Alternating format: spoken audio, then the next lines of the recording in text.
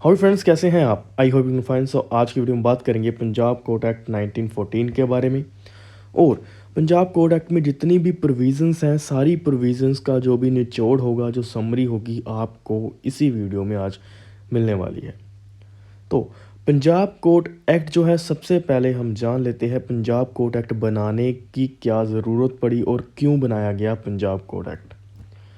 दोस्तों, जैसे कि इसके वर्ड से ही समझ लगता है, पंजाब कोर्ट एक्ट का मीनिंग है कि पंजाब में जितनी भी कोर्ट्स हैं उन सभी के बारे में जितनी भी प्रोविज़न्स होंगी वो पंजाब कोर्ट एक्ट में लिखी गई हैं। लेकिन अब जो कोर्ट वर्ड है, कोर्ट वर्ड में कौन सी कोर्ट्स आएंगी? क्या क्रिमिनल कोर्ट्स आएगी, क्या सिविल कोर्ट्स आएगी? दोस्तों, इसके लिए जो है, इन कोर्ट्स को जानने के लिए पंजाब कोर्ट एक्ट बताता है कि जो पंजाब कोर्ट एक्ट में ओनली और ओनली सिविल कोर्ट्स की बात करी गई है। अब सिविल कोर्ट्स की ही क्यों बात करी गई है पंजाब कोर्ट एक्ट में, क्रिमिनल कोर्ट्स की क्यों नहीं करी गई? देखिए दोस्तों, जो क्रिमिनल प्रोसीजर कोड है उसमें साफ साफ क्रिमिनल कोर्ट्स की हायरार्की बताई गई है, लेकिन सिविल कोर्ट की हायरार्की कहीं पर भी और नहीं बताई गई। इसीलिए पंजाब कोर्ट एक्ट ये साफ कर देता है हमें कि पंजाब में सिविल कोर्ट कौन कौन सी होगी और उनके काम क्या रहेंगे। लेकिन सीआरपीसी में क्रिमिनल कोर्ट्स की हायरार्की बताई गई है और उनके जजेस के काम भी बताए गए हैं, उनकी पावर्स भी बताई गई है। सेम एडिजीज पंजाब कोर्ट एक्ट जो है वो सिविल कोर्ट्स की हायरार्की बताता है और सिविल कोर्ट्स के बारे में ही सारी प्रोविजंस पंजाब कोर्ट एक्ट में मेंशन करी गई हैं। सबसे पहले पंजाब कोर्ट एक्ट में जो प्रोविज़न आती है वो आती है क्लासेस ऑफ कोर्ट, यानी कि पंजाब कोर्ट एक्ट में कोर्ट कौन कौन सी होंगी, सिविल कोर्ट्स के बारे में पंजाब कोर्ट एक्ट जो है वो डिस्कस करता है। अब कोर्ट्स जानने से पहले मैं आपको एक इन्फॉर्मेशन देना चाहता हूँ कि इस जो पीडीएफ है जिससे मैं आपको पढ़ा रहा हूँ, ये पीडीएफ जो है आप डाउनलोड कर सकते हो, ये नोट्स आप ले सकते हो। आपको करना क्या होगा, कम्युनिटी टैब में जाना है आपने और वहाँ पे आपको एक लिंक मिलेगा पंजाब कोर्ट एक्ट का। आप वहाँ पे जाकर इसको डाउनलोड कर सकते हो और कम्युनिटी टैब में जो ये लिंक मिलेगा ये ओनली मेंबर्स के लिए है। आपको पहले मेंबर्स बनना पड़ेगा हमारे चैनल का। मेंबर बनने के लिए आपको जो पेमेंट देनी पड़ेगी वो है 119 रुपीज़ ओनली। अब 119 में आपको क्या क्या फैसिलिटीज़ मिलने वाली हैं? सबसे पहले आपको नोट्स मिलने वाले हैं, जो भी हमारे जितने भी नोट्स आ रहेंगे मेरे पास वो मैं आपको जो है नोट्स प्रोवाइड करता रहूँगा link by link community tab में। इस पंजाब कोर्ट एक्ट के नोट्स भी आपको जो है कम्युनिटी टैब में मिल जाएंगे। आप वहाँ पे जाकर इसको डाउनलोड कर सकते हो और बाकी के नोट्स भी आपको कम्युनिटी टैब में जो है वो मिल जाएंगे। आते हैं टॉपिक के ऊपर, क्लासेस ऑफ कोर्ट कौन कौन सी कोर्ट्स हैं। सबसे पहले कोर्ट की बात करें तो वो कोर्ट है डिस्ट्रिक्ट जज की court, the court of district जज। जैसे कि क्रिमिनल प्रोसीजर कोड में, जैसे कि क्रिमिनल कोर्ट्स की बात करें सबसे ऊपर होती है सेशन कोर्ट, वैसे ही अगर हम सिविल की बात करें तो डिस्ट्रिक्ट जज जो होती हैं उनकी कोर्ट सबसे ऊपर मानी जाती है। और दूसरे नंबर पे आते हैं एडिशनल डिस्ट्रिक्ट जज। अब ये होते क्या हैं आगे वीडियो में डिस्कस करेंगे, इनके बारे में भी प्रोविज़न जो है पंजाब कोर्ट एक्ट बताता है। आगे तीसरी जो कोर्ट है वो है कोर्ट ऑफ सिविल जज सीनियर डिवीज़न और चौथी कोर्ट है कोर्ट ऑफ सिविल जज जूनियर डिवीज़न। ओके, ये जो चार कोर्ट्स हैं ये बताई गई हैं पंजाब कोर्ट एक्ट के द्वारा। सबसे पहली जो हाईएस्ट कोर्ट रहेगी सिविल कोर्ट में वो होगी डिस्ट्रिक्ट जज की, दूसरी कोर्ट रहेगी एडिशनल डिस्ट्रिक्ट जज की, तीसरी रहेगी सिविल जज सीनियर डिवीज़न, चौथी रहेगी सिविल जज जूनियर डिवीज़न के बारे में। अब आगे बात करते हैं सिविल डिस्ट्रिक्ट। और दूसरी जो प्रोविजंस है इसमें मेन प्रोविज़न वो कहती है सिविल डिस्ट्रिक्ट के बारे में कि सिविल डिस्ट्रिक्ट किसको कहा गया है। For the purpose of this part the state government shall divide the territory under the administration into civil district, यानी कि एक स्टेट को अलग अलग भागों में जो है स्टेट गवर्नमेंट बांट देगी और जो अलग अलग भाग जो है बांटे गए होंगे उनको डिस्ट्रिक्ट कहा जाएगा और उनमें जितने भी सिविल केसेस होंगे वो सारे सिविल कोर्ट्स के द्वारा करे जाएंगे और वो डिस्ट्रिक्ट जो होगा सिविल डिस्ट्रिक्ट माना जाएगा। और आगे स्टेट गवर्नमेंट में अल्टर द लिमिट्स और नंबर ऑफ डिस्ट्रिक्ट, यानी कि डिस्ट्रिक्ट को वो चेंज भी कर सकती है, उनकी नंबर्स को चेंज भी कर सकती है। जैसे कि जो है 2 डिस्ट्रिक्ट के लिए एक कोर्ट, उनको भी कहा जाएगा डिस्ट्रिक्ट, सिविल डिस्ट्रिक्ट। ओके, ये सारी बातें जो हैं इसमें बताई गई हैं। आगे हम आ जाते हैं डिस्ट्रिक्ट जज के बारे में जानते हैं। जो डिस्ट्रिक्ट जज हैं वो कौन होंगे? State government after consultation with high court appoint as many person as think necessary to be district judge and high court। यानी कि डिस्ट्रिक्ट जज वो पर्सन होगा जो कि स्टेट गवर्नमेंट जो है अपॉइंट करेगी after the consultation with high court. High court से सलाह करके जो स्टेट गवर्नमेंट अपॉइंट करेगी वो होंगे डिस्ट्रिक्ट जज। ओके, और डिस्ट्रिक्ट जज की वैकेंसीज जो हैं वो जो है पंजाब पब्लिक सर्विस कमीशन पे आ जाती हैं। वहाँ पे जाकर आप जो है इन डिस्ट्रिक्ट जज के लिए अप्लाई भी कर सकते हो। ओके, सो आगे बात करते हैं। Shall post one such person to each district as district जज ऑफ दैट डिस्ट्रिक्ट। यानी कि डिस्ट्रिक्ट जज है वो एक ज़िले के लिए भी हो सकता है। और अगली बात कहते हैं प्रोवाइडेड दैट सेम पर्सन में इफ़ हाई कोर्ट थिंक, अगर हाई कोर्ट को लगता है तो एक डिस्ट्रिक्ट जज जो है वो 2 या 2 से ज़्यादा ज़िलों के लिए भी अपॉइंट करा जा सकता है। अब इससे क्या पता चलता है? इससे ये पता चलता है कि कोई भी डिस्ट्रिक्ट जज होगा वो कौन अपॉइंट करेगी? वो स्टेट गवर्नमेंट अपॉइंट करेगी with the consultation of high court. High court की रजामंदी से जो है डिस्ट्रिक्ट जज जो है अपॉइंट करा जाएगा। और दूसरी बात कही है कि डिस्ट्रिक्ट जज होगा वो 2 या 2 से ज़्यादा ज़िलों के लिए भी अपॉइंट करा जाता है। ये दूसरा मेन पॉइंट, इम्पोर्टेंट पॉइंट है। ओके, सबसे पहला मेन पॉइंट है कि स्टेट गवर्नमेंट अपॉइंट करेगी डिस्ट्रिक्ट जज को with the consultation of high court. दूसरा मेन पॉइंट है डिस्ट्रिक्ट जज जो होगा वो 2 ज़िलों के लिए भी अपॉइंट करा जा सकता है। और वो कौन करेगी? वो 2 ज़िलों के लिए, किन 2 ज़िलों के लिए अपॉइंट कर जाएगा वो तय करेगी हाई कोर्ट। अब जो दूसरे जजेस थे, जो लोअर जजेस थे वो थे एडिशनल डिस्ट्रिक्ट जज। सबसे ऊपर थे डिस्ट्रिक्ट जज, फिर आगे एडिशनल डिस्ट्रिक्ट जज। जो एडिशनल डिस्ट्रिक्ट जज हैं वो उनकी पावर्स जो होंगी सेम एज ए डिस्ट्रिक्ट जज की पावर ही होंगी। और एडिशनल डिस्ट्रिक्ट जज shall be deem to B court of district जज। डिस्ट्रिक्ट जज की कोर्ट माना जाएगा एडिशनल डिस्ट्रिक्ट जज को भी। अब the state government may after consultation with high court also appoint many person if they think fit and necessary to the additional district judge। same as it is, state government appoint करेगी with the consultation of high court additional district judge को, and the high court may post an additional district judge to exercise jurisdiction in one or more court of the district। यानी कि जो district में 1 और मोर courts, यानी कि एक या एक से ज़्यादा कोर्ट्स के लिए भी एडिशनल डिस्ट्रिक्ट जज को अपॉइंट करा जा सकता है। और वो कौन करेगी? वो हाई कोर्ट करेगी। ओके, स्टेट गवर्नमेंट अपॉइंट करेगी with the consultation of high court, और एडिशनल डिस्ट्रिक्ट जज की कोर्ट को ही जो है डिस्ट्रिक्ट जज की कोर्ट माना जाएगा। अब आगे बात करते हैं एपीलेट एंड रिविजनल जूरिसडिक्शन जो है अंडर पंजाब कोर्ट एक्ट के बारे में। अपील की बात करें, जितने भी डिस्ट्रिक्ट जज और एडिशनल डिस्ट्रिक्ट जज के जितनी भी अपील्स पढ़ेंगी वो कहाँ पे पढ़ेंगी? आप सभी को पता है, हाई कोर्ट पे पढ़ेगी। अपील्स किस पे पढ़ती है? अपील हमेशा जो होती है वो अपर कोर्ट पे डलती है।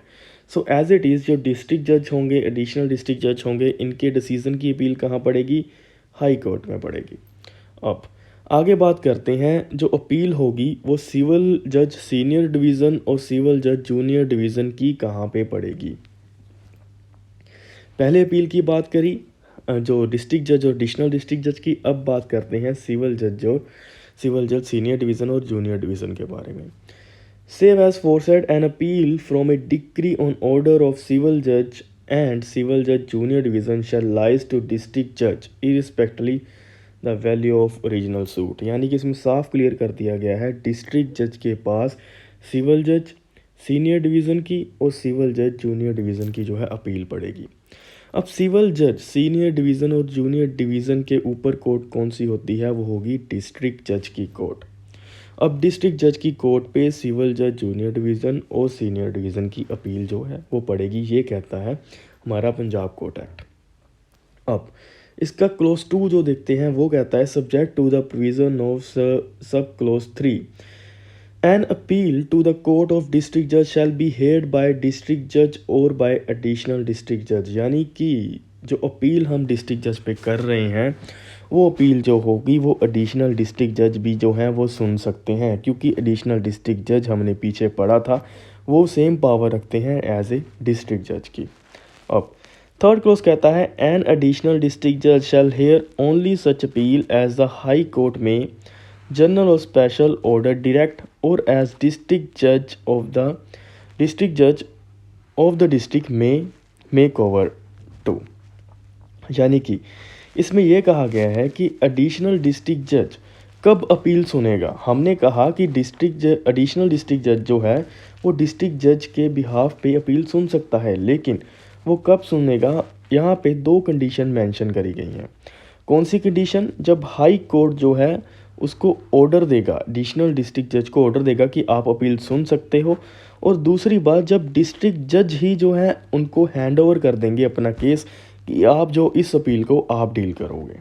ओके, अब बात करते हैं सेकंड अपील। वो बात करी थी हमने फर्स्ट अपील की, जब पहली अपील पड़ेगी वो किस कोर्ट पे पड़ेगी, जो अपर कोर्ट होगी वहाँ पे सेकंड अपील पड़ेगी, फर्स्ट अपील पड़ेगी। अब बात करते हैं सेकंड अपील की। An appeal shall lie to high court from every decree pass in appeal by any court subordinate to the high court और any of the following grounds namely. यानी कि जब भी जो है सेकंड अपील पड़ती है वो हमेशा हाई कोर्ट में पड़ेगी।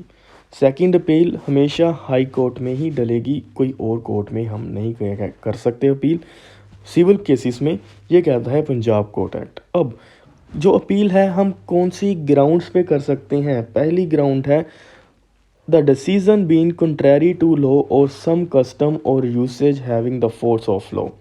यानी कि अगर कोई डिसीज़न जो कि कोर्ट ने दिया है उसमें कानून से कोई छेड़छाड़ करी गई है, यानी कि कानून कंट्रेरी टू लॉ है वो चीज़, ठीक है, जो डिसीज़न दिया है वो कंट्रेरी टू लॉ है, यानी कि कानून से छेड़छाड़ करी गई है।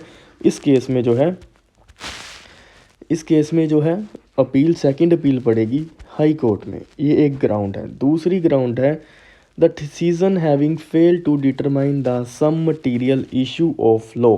यानी कि जो कोर्ट है वो जो भी इशू था केस में उसको जो है डिटरमाइन करने में, उसको जानने में क्या रही है, फेल हो गई है। तीसरी जो ग्राउंड है ए सब्सटेंशियल एरर और defect in the procedure provided in civil procedure code. यानी कि सिविल प्रोसीजर कोड में जो भी प्रोसीजर रहा है, जो भी प्रोसेस है उसको कोर्ट ने फुलफ़िल नहीं करा, प्रोसीजर में कोई भी जो है चूक रह गई है कोर्ट के द्वारा, तब भी हम सेकंड अपील कर सकते हैं। अगर फर्स्ट अपील में सबसे पहले हमने डिस्कस करा, अगर फर्स्ट अपील जब हमने करी तो उस अपील में भी जो है कोर्ट का जो डिसीज़न था वो लॉ के मुताबिक नहीं था। दूसरी बात, जो कोर्ट ने डिसीज़न दिया था अपील में उसमें जो इशू था उसको कोर्ट डिटरमाइन करने में फ़ेल हो गई। तीसरी बात, जो भी कोर्ट ने डिसीज़न दिया था उसमें कोई डिफेक्ट है, एरर था, जो कि सिविल प्रोसीजर कोड के मुताबिक नहीं था। तो ये सारी बातें 3 जो मैंने ग्राउंड डिस्कस करी, अगर ये फुलफिल हो गई तब आप सेकंड अपील कर सकते हो। सेकंड अपील, एक बात ध्यान रखना, सेकंड अपील हमेशा जो पड़ेगी वो हाई कोर्ट में ही पड़ेगी। अब आगे बात करते हैं एक्सप्लेनेशन के बारे में। अब सेकंड अपील की एक्सप्लेनेशन जुड़ी हुई बात करते हैं। Question related to the existence of validity of custom usage shall deem to be a question of law within the, ये क्वेश्चन ऑफ लॉ की डेफिनेशन बताई गई है। यानी कि कस्टम और यूसेज जो भी वैलिडिटी, एग्जिस्टेंस ऑफ वैलिडिटी यानी कि कस्टम एंड यूसेज की वैलिडिटी को चेक अगर करना है तो वो भी क्वेश्चन ऑफ लॉ ही माना जाएगा। अब an appeal may lie under this section from an appellant degree ex parte, यानी कि अगर कोई एक्स पार्टी जो है डिसीज़न दे दिया गया है फर्स्ट अपील में, तब हम सेकंड अपील भी जो है कर सकते हैं एक्स पार्टी पर भी। मान लीजिए आपने अपील करी और अपील में ऑर्डर कर दिया कोर्ट ने एक्स पार्टी, सो एक्स पार्टी ऑर्डर होने पर भी जो है हम जो है सेकंड अपील कर सकते हैं हाई कोर्ट में। अब second appeal no other grounds, यानी कि सेकंड अपील जो है वो किसी और ग्राउंड में नहीं करी जा सकती। जो मैंने 3 ग्राउंड बताई हैं उनमें ही जो है सेकंड अपील जो है ओनली करी जाएगी। अब रिविज़न्स की बात करें, रिवीज़न जो होगी वो हमेशा और हमेशा हाई कोर्ट में ही डलती है, और जो रिवीज़न होती है वो हमेशा जूरिसडिक्शन के मामले में डलती है। ये बात ध्यान रखना, अगर जूरिसडिक्शन को लेकर कोई छेड़छाड़ होगी तब भी हम जो है रिवीज़न डाल सकते हैं। जब जो सबॉर्डिनेट कोर्ट होगी उसकी जूरिसडिक्शन को लेकर कोई सवाल उठेगा तब हम रिवीज़न डाल सकते हैं। कहाँ पे? हाई कोर्ट में। और रिवीज़न जो है हमेशा हाई कोर्ट में ही डलती है। Okay, so High Court may call for the record of any case which has been decided by the court subordinate to it, which no appeal lies thereto if such subordinate। यानी कि जब appeal नहीं पड़ी तो high court पे हम revision जो है वो फाइल कर सकते हैं। कोर्ट अपेयर्स रिवीज़न किन किन केसेस पे पड़ती है?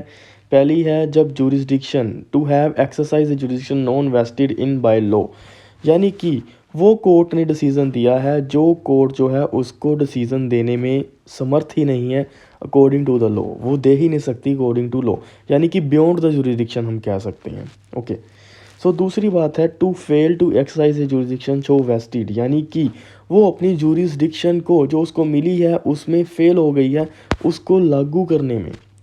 ठीक है, तीसरी बात to have act in exercise of jurisdiction illegality, यानी कि कोर्ट ने ऐसा कोई इलीगैलिटी जो कि जूरिसडिक्शन उसकी आती नहीं है फिर भी वो केस डील कर रही है, अगर उसने ऐसा कोई इलीगली मींस जूरिसडिक्शन को एक्वायर करा तब भी जो हम हैं रिवीज़न फाइल कर सकते हैं हाई कोर्ट में। और रिवीज़न हमेशा जो होती है वो हाई कोर्ट में ही डलती है, ये बात ध्यान रखना। सो आगे बात करते हैं इन द हाई कोर्ट में make such order as think fit, और हाई कोर्ट जो है रिवीज़न में जो उसको लगता है वैसा ऑर्डर जो है वो पास कर सकती है रिवीज़न में। ओके, अब जो लास्ट पॉइंट है वो है पीरियड ऑफ लिमिटेशन, जो कि पंजाब कोर्ट्स एक्ट में मेन प्रोविजंस हैं।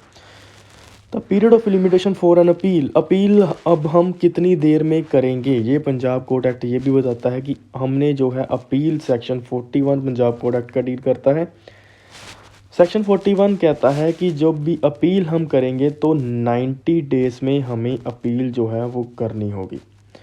90 days, with in the 90 days अगर हम अपील करेंगे तो वो मानी जाएगी। अगर हम 90 डेज़ के बाद करें तो वो अपील जो है वैलिड नहीं मानी जाएगी, अपील को नहीं सुना जाएगा बाय द कोर्ट्स के द्वारा। ओके दोस्तों, सो ये थी कुछ मेन प्रोविजंस जो कि पंजाब कोर्ट एक्ट में आपको डिस्कस करना जरूरी है। अब हम क्विक रिकैप ले लेते हैं। सबसे पहला है क्लासेस ऑफ कोर्ट, 4 तरह की कोर्ट्स बताई गई हैं। सबसे पहला डिस्ट्रिक्ट जज, एडिशनल डिस्ट्रिक्ट जज, सिविल जज सीनियर डिवीज़न, सिविल जज जूनियर डिवीज़न। डिस्ट्रिक्ट जज होंगे उनको कौन अपॉइंट करेगा? डिस्ट्रिक्ट जज को अपॉइंट करेगी state government with the consultation of high court से सहमति लेकर जो है स्टेट गवर्नमेंट अपॉइंट करेगी। और डिस्ट्रिक्ट जज जो होंगे, ओके, डिस्ट्रिक्ट जज जो होंगे वो 2 और मोर डिस्ट्रिक्ट के लिए अपॉइंट करे जा सकते हैं, 2 या 2 से ज़्यादा डिस्ट्रिक्ट के लिए एक सिंगल डिस्ट्रिक्ट जज अपॉइंट करा जा सकता है। आगे बात कर रहे हैं एडिशनल डिस्ट्रिक्ट जज की। जो एडिशनल डिस्ट्रिक्ट जज हैं उनमें जो है सेम पावर्स होती हैं डिस्ट्रिक्ट जज की, और डिस्ट्रिक्ट जज की कोर्ट को ही एडिशनल डिस्ट्रिक्ट जज की कोर्ट माना जाएगा।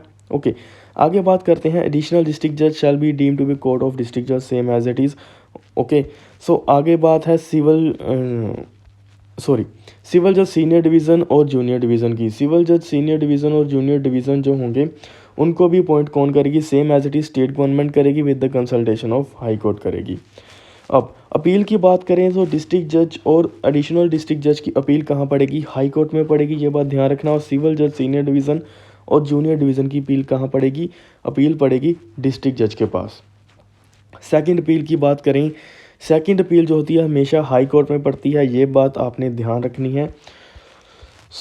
आगे बात करते हैं सेकंड अपील की ग्राउंड कौन कौन सी हैं। सबसे पहली ग्राउंड्स है सेकंड अपील की कंट्रैरी टू लॉ, डिसीज़न जो होना चाहिए वो लॉ के अगेंस्ट होना चाहिए। दूसरा था जो डिसीज़न है उसमें जो मटेरियल फैक्ट ऑफ इशू है उसको कोर्ट डिसाइड करने में असमर्थ है। दूसरा है जो सिविल प्रोसीजर कोड का जो भी प्रोसीजर रहा है उसमें कोई डिफेक्ट आ गया है तब हम तब हम जो है सेकंड अपील कर सकते हैं। सेकंड अपील किसी और ग्राउंड में नहीं करी जा सकती। रिवीज़न की बात करें, रिवीज़न हमेशा हाई कोर्ट में पड़ेगी और रिवीज़न हमेशा जूरिसडिक्शन के मामले में ही पड़ती है, यानी कि excess of jurisdiction, fail of jurisdiction, illegality of jurisdiction. ये 3 जो है बातें आपने याद रखनी है। आगे बात करते हैं पीरियड ऑफ लिमिटेशन, कितनी देर में हमने जो है अपील करनी है। उसका पीरियड है 90 डेज़। 90 डेज़ में जो है हमने जो है अपील करनी है, अपील करनी है कोर्ट्स में। सो ये था दोस्तों पंजाब कोर्ट्स एक्ट। अगर आपको कोई भी डाउट है इससे रिलेटेड सो आप कमेंट बॉक्स में जाकर कमेंट कर सकते हैं आप, और मैं आपके क्वेश्चंस ज़रूर दूंगा। सो दोस्तों अगर आपको ये पीडीएफ चाहिए तो आप कम्युनिटी टैब में जाकर जो है इस पीडीएफ को डाउनलोड कर सकते हो, लेकिन आपको मेंबर बनना पड़ेगा। सो मेंबर बनने के आपको और भी फ़ायदे हो सकते हैं। मैं पोल डालता रहता हूँ आपसे जो है मेंबर्स के लिए, जो है पीडीएफ्स डालता रहता हूँ नोट्स के लिए। ये सारे बेनिफिट्स आपको मिल जाएंगे अगर आप हमें ज्वाइन करते हैं तो।